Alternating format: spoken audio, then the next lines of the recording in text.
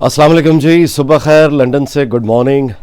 और रमज़ान का पहला रोज़ा माशाल्लाह बहुत बहुत मुबारक हो। बरतानिया, यूरोप में और दुनिया में जहाँ जहाँ आज पहला रोज़ा है, और पाकिस्तान में इंशाल्लाह कल उम्मीद है पहला रोज़ा होगा। बहुत बहुत मुबारक हो जी आपको सबको, कौम को बहुत बहुत मुबारक हो। इस रंगीला जो दौर है तबाही का, वो आखिरकार अपने अंजाम को पहुँचा और पाकिस्तान में रात फ़ौजी मदाखलत एक तरह से हुई।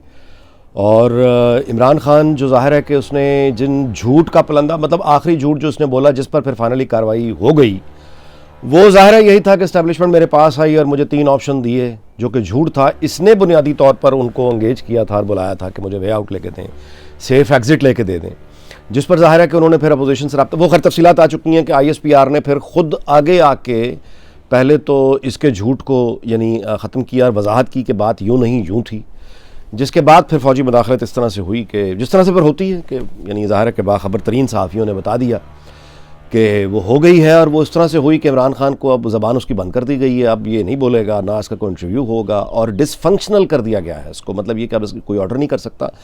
और जो इसने कॉल दी थी PTI के लोगों को इस्लामाबाद आने की, वो ज़ाहिर है कि इसके अहकामात की धज्जियाँ उड़ाते हुए, क्योंकि अब ये साबित हो चुका है इसकी कोई कानूनी आइनी कोई वैल्यू नहीं है कि इसकी ये कोई हुक्म दे सके। तो इस्लामाबाद जो है रेड जोन उसका कंप्लीट सील कर दिया गया है, वहाँ पे कंटेनर्स जो हैं रख दिए गए हैं, और इफ़ेक्टिवली इमरान खान की गवर्नमेंट जो है it is now over and done with. इसका जो दूसरी यानी मैं आपसे गुजारिश करूं कि फ़ौज की मदाखलत पे कभी खुश नहीं हुआ जा सकता। ये कोई यानी किसी भी तरह की, किसी भी नौइयत की हो, उसकी हिमायत नहीं की जा सकती। लेकिन मैं आपसे गुजारिश करूं कि जो जिस तरह से मदाखलत हुई और जिस तरह से इसको लाया गया, वो सब की सब मदाखलत थी। 2018 का इलेक्शन वो सब की सब मदाखलत थी।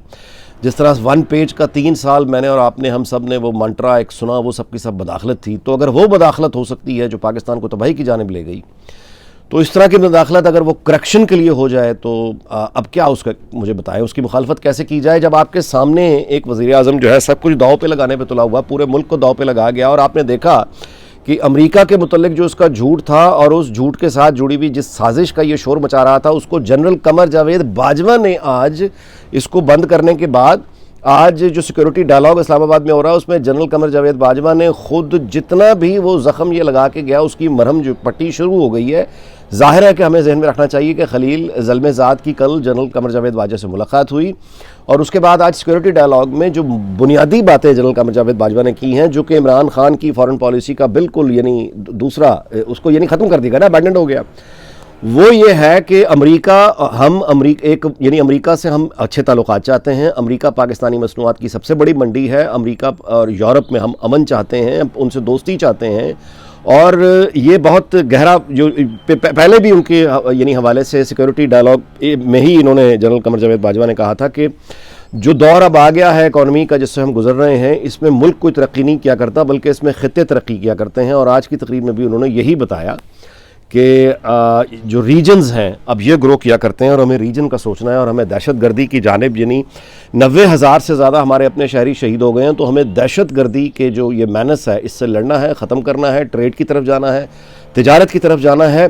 पाकिस्तान अमन चाहता है और पुरअमन यानी ख़िते में प्रोग्रेस करना चाहता है। ये सारी बड़ी खूबसूरत बातें, इससे इनकार नहीं किया जा सकता।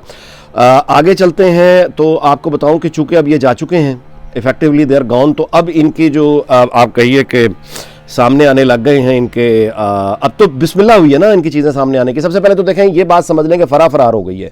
वो फरा जो पिंको की ये दोनों औरतें मिलकर जो काले जादू और सारा रिश्वत, फरा जो है उसने फ़रार होना ही था। मैं उस पर कभी शोर मचाया, पहले भी, अभी कल भी शोर मचाता रहा, लेकिन बहरहाल जो मैंने अपने तौर पे, आदमी कॉल्स करता है, असातिज़ा से सीखने की कोशिश करता है, दोस्तों से मालूमात हासिल करता है, तो जो यानी जो फरा के बारे में, वो जो भागने के बारे में उसके जो पता अभी तक चला है वो ये है कि बुनियादी तौर पे चूँकि इसका जो पैसा इसने कमाया है, वो उसकी तफसीलात तो खैर आएंगी, लेकिन वो जो पोस्टिंग्स और ट्रांसफ़र्स से जो रिलेटेड जुड़ी हुई जितनी काला पैसा इसने कमाया है, दोनों औरतों ने मिलकर, बुशरा ने और फरा ने। फरा तो बेसिकली फ्रंट पर्सन थी ना अपने मियाँ के साथ।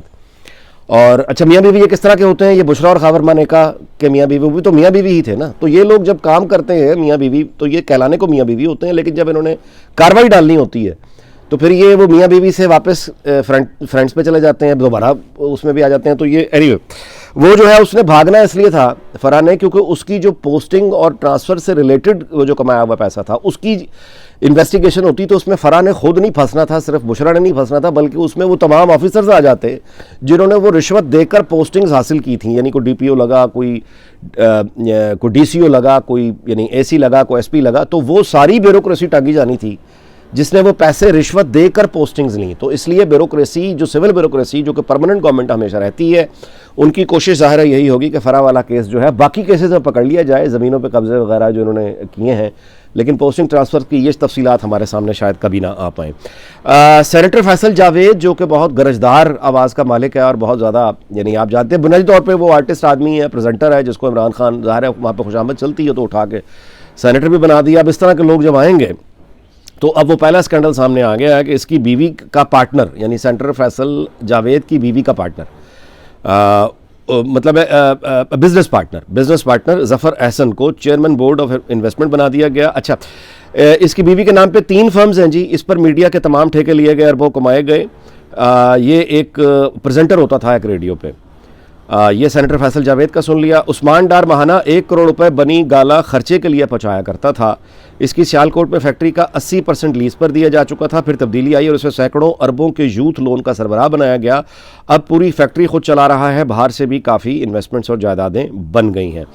امریکی سازش کا ڈھونگ جو ہے وہ اس لیے رچایا گیا, یہ میں ٹویٹس ہیں جو سینئر سول سرونٹ کے نام سے ایک ٹویٹ اکاؤنٹ ہے. ظاہر ہے کہ اس طرح کے جو لوگ ہوتے ہیں وہ ان کے پاس انفارمیشن ہوتی ہے لیکن یہ اپنے نام کے ساتھ سامنے نہیں آ سکتے, تو پھر عام طور پہ یہ رپورٹرز سے اپنے یعنی پریس میڈیا میں جو لوگ ان کی دوستیاں ہوتی ہیں وہاں سے پھر خبریں لیک ہوتی ہیں. لیکن چونکہ خبریں لیک ہونے کا یہ طریقہ بھی اب پرانا ہے, اب سوشل میڈیا آ گیا, وہ خود اب آ کے یعنی کوئی بات بریک کر سکتے ہیں, تو اب یہ اس طرح کے اکاؤنٹس آپریٹ ہونا شروع ہو گئے ہیں. امریکی سازش کا ڈھونگ اس لیے رچایا گیا ہے کہ عارف نقوی ابراج گروپ والا امریکہ کی قید میں ہے, جس نے فراڈ کر کے شوکت خانم اور پی ٹی آئی کے اکاؤنٹس کے ذریعے منی لانڈرنگ کی.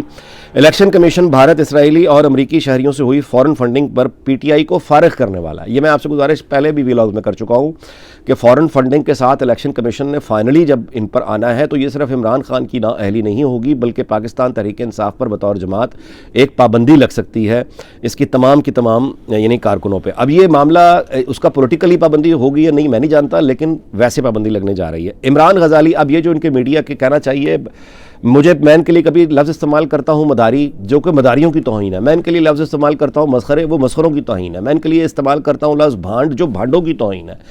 میں ان کے لیے لفظ اگر استعمال کروں براتی, تو وہ براتیوں کی توہین ہے. مجھے سمجھ نہیں آتا کہ ان مجرموں کو میں اگر یعنی آدمی کس یعنی جو ان کا اصل مقام ہے اس نام سے اگر ان کو پکارا جائے تو ظاہر ہے کہ وہ پھر انتہائی یعنی غلط گفتگو ہو جائے گی. وہ مطلب فیملیز مطلب ظاہر ہے دیکھ سکتی ہیں, تو لیکن آپ تصور کر لیجئے کہ وہ تمام جو مغلظات, وہ تمام دشنام, وہ تمام مطلب ہے کہ وہ تمام الفاظ جو ہم سرعام یعنی نہیں بول سکتے, وہ تمام الفاظ ان کے لیے فٹ ہوتے ہیں. بس اب آپ خود سمجھ جائیے کون ہے عمران غزالی, ڈاکٹر ارسلان, دھنک ہاشمی, مزمل حسین, اظہر مشوانی. ان کو لاکھوں روپے ماہانہ تنخواہ پر ڈیجیٹل میڈیا ونگ بنا کر بھرتی کیا گیا. وزیر اعظم نے قواعد نرم کیے کیونکہ سب پارٹی کے ورکر تھے اور ایم پی سکیلز کی کوالیفیکیشن نہیں رکھتے تھے.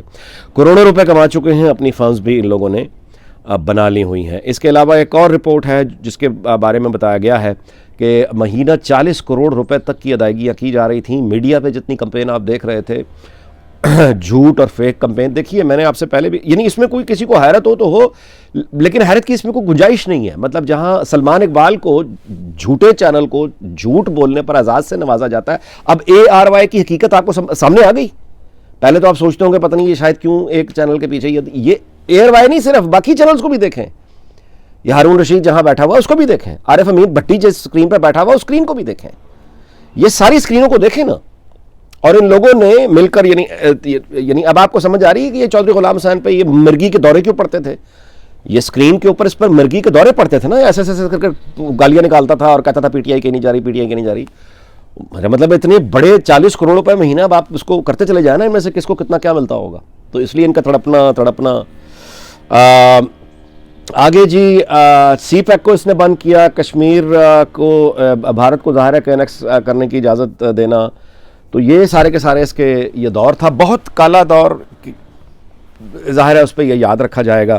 اور حامد میر صاحب بھی اس کی تفصیل بتا چکے ہیں کہ رات کچھ MPs جنہیں لاہور میں ہونا چاہیے تھا وہ اسلام آباد میں تھے, اور پھر وہ لاہور پہنچنے کے لیے خصوصی طیارے کا اہتمام کیا گیا. تو مطلب یہ ہے کہ وہ جو خوف تھے، اور میں آپ سے گزارش کروں اللہ کا بہت شکر ادا کرنا چاہیے، کیونکہ وہ جو خوف تھے کہ کہیں خدا نخواستہ اس طرح کی انارکی نہ آ جائے کہ ڈسپلن جو ہے آرمڈ فورسز کا وہ کلیپس کر جائے. مطلب بات یہاں تک پہنچ گئی تھی، اس نے افواہیں پھیلا کے، جھوٹ بول کے یہ باتوں کو وہاں تک لے گیا تھا کہ جہاں پہ یعنی اس بات کا ایک حقیقی تھریٹ پیدا ہو چکا تھا کہ کہیں سیکورٹی آرمڈ کانفلکٹ نہ آ جائے، جتنا بڑا فساد یہ کرانے جا رہا تھا.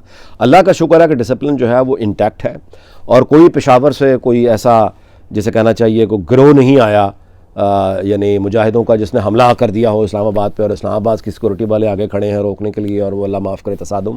وہ بالکل ایسی کوئی بات نہیں ہوئی. ڈسپلن جو ہے وہ انٹیکٹ ہے، اور جب تک یہ ڈسپلن انٹیکٹ ہے اور جب تک یہ آرڈر چل رہا ہے، اس کے اندر جو چینج ہے وہ ہمیں پیسفل ایفرٹس کے ذریعے ہی لانا ہوگا. اور امید کرنی چاہیے کہ اب دیکھیے پہلی بات یعنی ویلاگ ختم کرنے سے پہلے میں آخری بات یہ آپ کو بتاتا چلوں کہ فوجی قیادت نے جس طرح سے عمران خان کا ساتھ دیا اور جس طرح سے ان کو لے کر آئے، اب خود فوجی قیادت مستقبل کی بھی جو ہوگی انہیں ایک طویل عرصے تک یہ کسی بھی سویلین پرائم منسٹر سے یہ سننا پڑے گا کہ دیکھیے اب آپ کو یعنی اگر کوئی شکوہ ہوگا تو آئندہ کوئی بھی وزیر اعظم جو ہے وہ آگے سے جوابی شکوہ ضرور کر سکتا ہے کہ آپ نے اب اسی طرح سے ہمارا ساتھ دینا جس طرح آپ نے پی ٹی آئی کا دیا تھا. تو اس پر کافی عرصے تک ظاہر کہ ان کو بھی جس سے ایک احساس کلیکٹیولی اور اجتماعی طور پہ وہاں پیدا ہونے کی امید ہے کہ وہ اپنے آپ کو سیاسی جو امور ہیں وہ ان سے خود کو علیحدہ رکھیں. لیکن بہرحال اگر انٹرونشن اس طرح کی جس طرح بھی کچھ گھنٹے پہلے ہی جب میں آپ کو گزارش کر رہا ہوں کہ اس کو بند کر دیا گیا ہے، اب اس کا اکاؤنٹ بند کر دیا گیا ہے عمران خان کا، اب یہ کوئی اس کے آرڈرز جو ہیں وہ ڈس فنکشنل اسے کر دیا گیا ہے، تو اسٹیبلشمنٹ نہیں کیا ہے نا. تو اب ایک طرف سے آپ مطلب یعنی میں کس طرح سے یہ کہوں ایک ہی ویلاگ میں بیٹھ کے کہ رات جو فوجی مداخلت ہوئی وہ تو بہت اچھی تھی، لیکن آگے مداخلت نہیں کرنی چاہیے. مشکل ہے نا یہ کہنا، تو میں یہ نہیں کہوں گا، لیکن میں اتنا ضرور کہوں گا کہ رات کو جو مداخلت ہوئی ہے ظاہر ہے کہ وہ ایک اسٹیبلشڈ فیکٹ ہے کہ وزیر اعظم جو ہے وہ اپنی اکثریت کھو چکا تھا اسمبلی میں، اور وہ پبلکلی فساد کو دعوت دے رہا تھا. آئندہ بھی کوئی وزیر اعظم اس طرح کا اگر آتا ہے اور وہ اس طرح سے سول وار کی طرف ملک کو مطلب آپ کو پتا ہے کہ یہ سول وار کی طرف لے جا رہا ہے، اور آپ کو پتا ہے کہ یہ یعنی آئسولیشن کی طرف لے کے جا رہا ہے، اور آپ کو ملک کو نیشنل آپ کہیے کہ تباہی ہونے جا رہی ہے، تو پھر فوجی مداخلت ہوگی. پہلے بھی ہوتی رہی ہے، رات بھی ہو گئی، تو پھر یہ کیسے کہا جا سکتا ہے کہ آئندہ نہ ہو. امید پھر بھی یہی کرنی چاہیے کہ سیاست سے جتنا ممکن ہو سکے فوجی قیادت کو اور فوج کو سیاست سے خود کو دور رکھنا چاہیے. اگلے ویلاگ میں ملاقات ہوگی. اللہ تعالیٰ پاکستان کو شاد اور آباد رکھے. اپنا خیال رکھیے گا. اللہ حافظ.